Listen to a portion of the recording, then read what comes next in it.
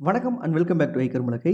இன்றைக்கி வீடியோவில் ஏபிஐனா என்ன, அது என்ன பர்பஸ்க்காக இருக்குது, இந்த ஏபிஐ வந்த பிறகு இன்டர்நெட் வேர்ல்ட் எந்தளவுக்கு மாறி இருக்குது, ஒரு வெப் ஆப்புக்கும் வெப் ஏபிஐக்கும் உள்ள டிஃப்ரென்ஸ் என்ன அப்படிங்கிறது எல்லாத்த பற்றியும் இன்றைக்கி வீடியோவில் டிஸ்கஸ் பண்ண போகிறோம்.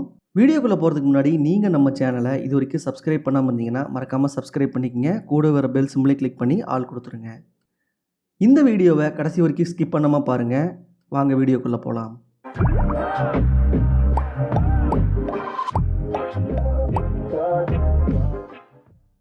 இன்றைக்கி இருக்கிற மாடர்ன் வேர்ல்டில் நம்ம எல்லாருமே ஸ்மார்ட் ஃபோன் யூஸ் பண்ணுறோம்.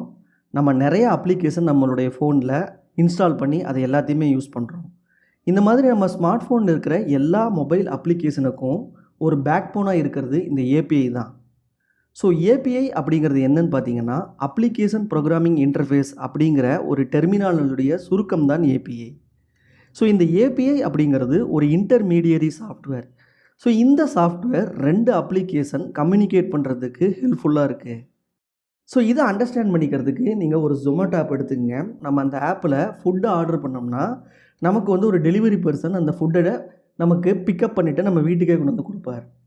இந்த அப்ளிகேஷனில் நமக்கு ஒரு மேப் காட்டும். நமக்கு ஒன்ஸ் ஃபுட்டை நம்ம அந்த டெலிவரி பர்சன் பிக்கப் பண்ணிட்டாருன்னா அவர் பிக்கப் பண்ணிலேருந்து நமக்கு வீட்டுக்கு கொண்டு வந்து தர்ற வரைக்கும் அந்த பர்சன் எங்கே இருக்காருன்னு சொல்லிட்டு நமக்கு மேப்பில் ட்ராக் ஆகி காமிச்சிட்டே இருக்கும்.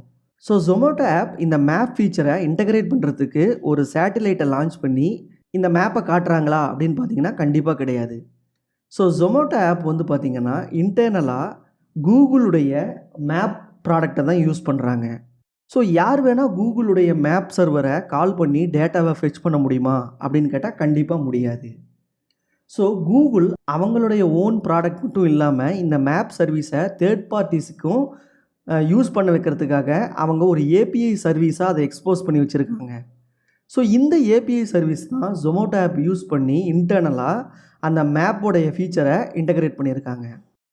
ஸோ ஒரு ஏபிஐ அப்படிங்கிறது எப்படி வெப் ஆப் ஒரு கிளைண்ட் சர்வர் ஆர்கிடெக்சரில் ரன் ஆகுதோ அதே மாதிரி தான் இந்த ஏபிஐங்கிற சர்வீஸும் கிளைண்ட் சர்வர் ஆர்கிடெக்சரில் தான் ரன் ஆகுது.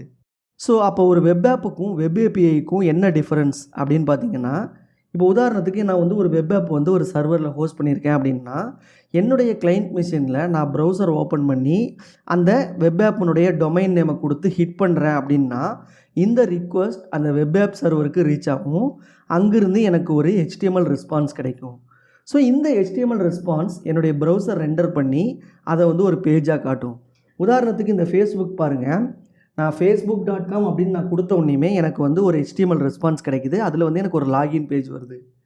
ஸோ இந்த HTML ரெஸ்பான்ஸ்குள்ளே என்ன இருக்குன்னு பார்த்தீங்கன்னா இந்த ஃபேஸ்புக் ஆப்பை லாகின் பண்ணுறதுக்கான ஒரு யூசர் இன்டர்ஃபேஸ் இருக்கும். ஸோ இந்த யூசர் இன்டர்ஃபேஸில் நம்ம யூசர் நேம் பாஸ்வேர்ட் கொடுத்து லாகின் ஒரு பட்டன் வச்சுருப்பாங்க. அதை கிளிக் பண்ணால் அடுத்தது திரும்ப இந்த ரிக்வெஸ்ட் சர்வருக்கு போயிட்டு நமக்கு டைம்லைன் பேஜ் ஒரு HTML ரெஸ்பான்ஸாக வரும். இந்த மாதிரி இந்த ஃபேஸ்புக் அப்ளிகேஷனை கம்ப்ளீட்டாக நான் யூஸ் பண்ணுறதுக்கான எல்லா யூசர் இன்டர்ஃபேஸும் எனக்கு அந்த வர்ற ரெஸ்பான்ஸ்லேயே கிடச்சிரும். ஸோ இந்த HTML ரெஸ்பான்ஸ் மூலையாகவே ஒருவேளை எனக்கு பாஸ்வேர்ட் மறந்து போச்சுன்னா ஃபர்கட் அக்கௌண்ட் கொடுத்துக்கலாம். இல்லை எனக்கு ஃபேஸ்புக் அக்கௌண்ட்டே இல்லைனாலும் கிரியேட் அக்கௌண்ட் கொடுத்துக்கலாம். இதை எல்லாமே அந்த ப்ரௌசர் வழியாகவே அந்த யூசர் இன்டர்ஃபேஸ் ரெஸ்பான்ஸை வச்சு நம்மளால் பண்ண முடியும். இந்த மாதிரி பல பேஜ் நமக்கு ஃபுல் நேவிகேஷனும் இந்த வெப் ஆப்பில் கிடச்சிரும்.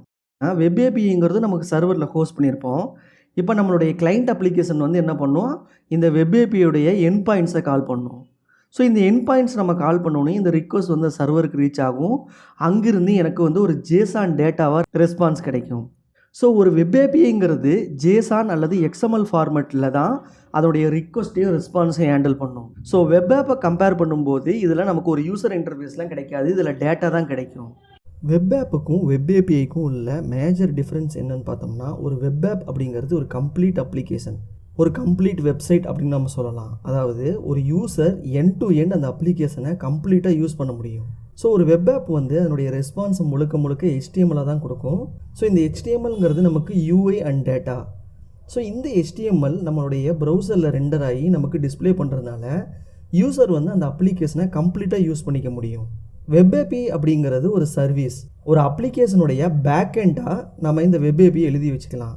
இல்லையா ஒரு வெப் ஏபிஐயை ஒரு அப்ளிகேஷனில் பார்ட் ஆஃப் த சர்வீஸாக எழுதி வச்சுக்கலாம். ஸோ இந்த வெப் ஏபிஐயுடைய ரிட்டன் டேட்டா டைப் வந்து என்னென்னு பார்த்தீங்கன்னா JSON ஆர் XML இருக்கும். இதில் வெறும் டேட்டா மட்டும்தான் கிடைக்கும், யூசர் இன்டர்ஃபேஸ் கிடைக்காது.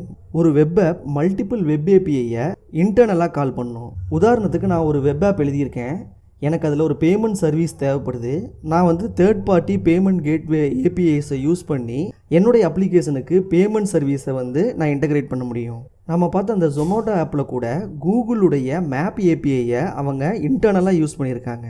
ஒரு வெப் ஏபிஐயை நம்ம மொபைல் ஆப்பில் கால் பண்ணலாம், ஜாவா ஸ்கிரிப்ட் ஃப்ரேம் ஒர்க்கில் எழுதின அப்ளிகேஷனில் பேக் எண்டாக கால் பண்ணலாம், ஈவன் ஒரு வெப் ஆப்பில் கூட பார்ட்டாக கால் பண்ணலாம். இந்த வெப் ஏபிஐ அப்படிங்கிற ஒன்று எவால்வ் ஆன பிறகு தான் ப்ரௌசரில் மட்டுமே யூஸ் பண்ணிட்டு இருந்த பல அப்ளிகேஷன் மொபைல் அப்ளிகேஷனாக கன்வெர்ட் ஆகிருக்கு. வீடியோவோட எண்ட் பார்ட்டுக்கு வந்துட்டோம். இந்த வீடியோ பிடிச்சிருந்தா நீங்கள் லைக் பண்ணுங்கள், இந்த வீடியோவோட லிங்க்கை உங்கள் ஃப்ரெண்ட்ஸுக்கெல்லாம் ஷேர் பண்ணுங்கள். நீங்கள் நம்ம சேனல் இது வரைக்கும் சப்ஸ்கிரைப் பண்ணாமல் இருந்தால் மறக்காமல் சப்ஸ்கிரைப் பண்ணி கூட பெல் சிம்பிளையும் கிளிக் பண்ணிடுங்க. அடுத்த ஒரு நல்ல வீடியோவை நம்ம சந்திப்போம். நன்றி, வணக்கம்.